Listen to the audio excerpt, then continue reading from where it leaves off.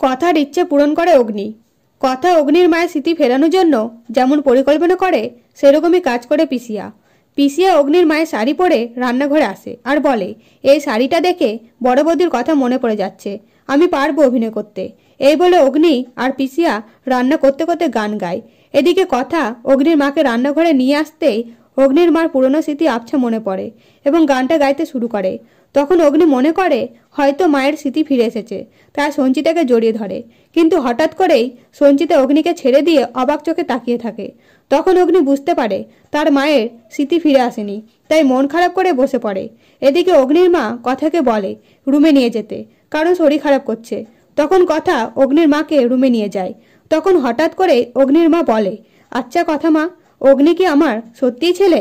তখন কথা বলে, হ্যাঁ মা, তুমি বলো না একসাথে এত কটা মানুষ ভুল করতে পারে, আর সন্তান মাকে কি চিনতে ভুল করবে?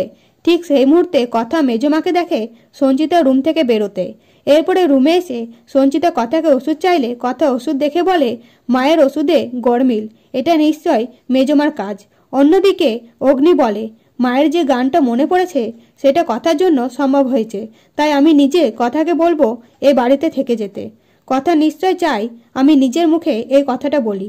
তো বন্ধুরা, নেক্সট আপডেট পেতে অবশ্যই সাবস্ক্রাইব করুন। ধন্যবাদ।